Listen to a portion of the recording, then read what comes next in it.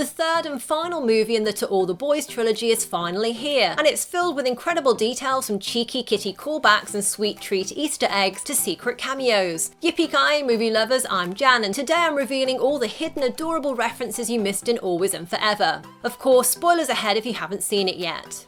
The movie kicks off with Lara Jean writing to Peter from Seoul, in a cafe that looks like it's ripped straight from the pages of a comic book. The amazing thing is that this isn't a set, but a real-life coffee shop in Seoul that's been deliberately painted all white with black outlines to create the illusion that you're in a 2D cartoon. Named after its street number, the cafe is an incredibly popular location, especially for posting on Instagram. And the way it's used in the movie, along with some of the film's comic book style transitions, really reminded me of a-ha's video for Take On Me, which feels especially fitting given LJ's love of 80s pop culture.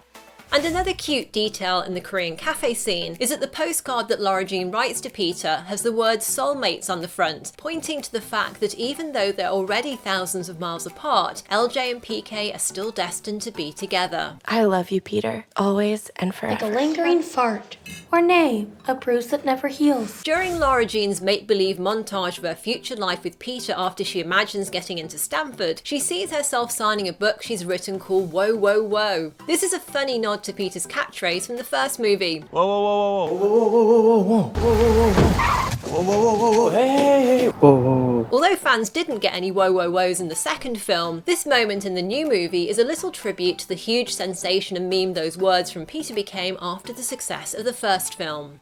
Another image we see in LJ's imagined future is her and Peter painting their home together. As LJ watches on, Peter paints a big blue heart with their initials in the middle, a moment which reminded me of how LJ painted a blue heart on a lantern after their first real date in the second movie.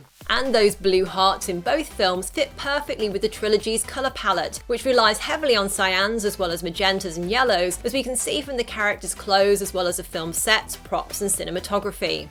And those signature colours, magenta, cyan and yellow, are the same ones that the filmmakers used to light the Empire State Building for the New York rooftop party scene.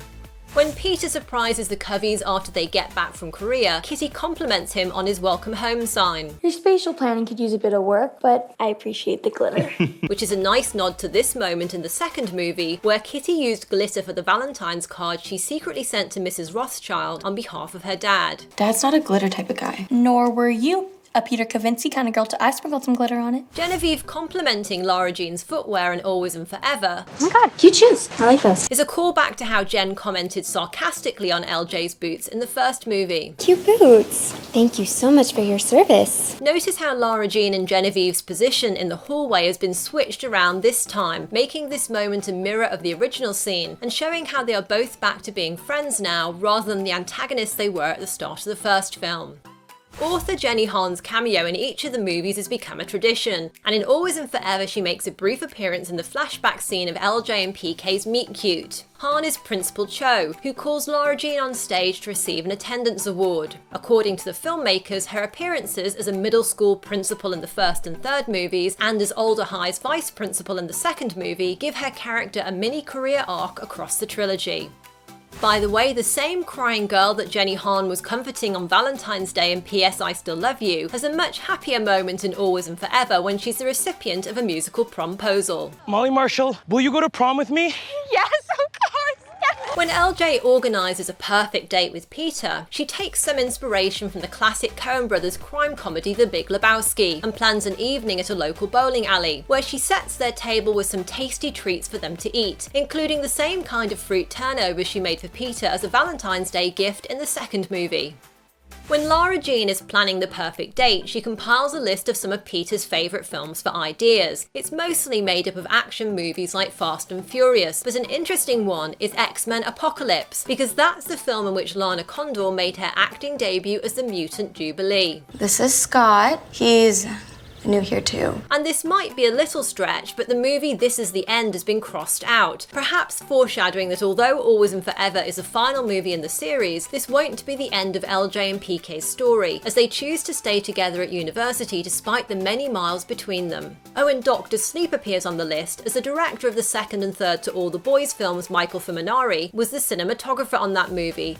Butterflies keep cropping up in the new film, from the poster in Lara Jean's English classroom, to various knickknacks in her bedroom, to the ones on lockers at school. Culturally, butterflies are often symbols of transformation, freedom, and new beginnings, all themes that are crucial in the final film, as Lara Jean is on the verge of a new life, making big decisions that will take her from her final days as a schoolgirl to her new future as a university student. Which is why we also see a large butterfly poster as well as a Follow Your Heart poster in Margot's college room in Scotland, as she's already making her own life for herself and encourages LJ to do the same.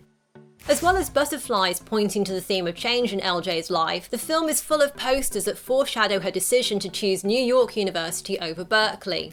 Even before LJ knows that she's been accepted to NYU, at school there are New York posters with the Statue of Liberty all around Peter. And as they all hand in their permission slips for the East Coast trip, we see posters including one with the words "How far will you go?", a drawing of a woman with the question mark over her head, signalling how LJ will question her decision about university, and a poster of another woman with the words "Own your story", which feels especially fitting because, as LJ's dad later tells her, "Listen, Lara Jean, you gotta stay true to yourself. You can't save this relationship by not growing." Likewise, when LJ's struggling to decide whether she should follow her desire to go to NYU and asks Jem whether she should go, she's standing next to posters that feature the Statue of Liberty, the words "Do what you love" and "You are stronger than you think."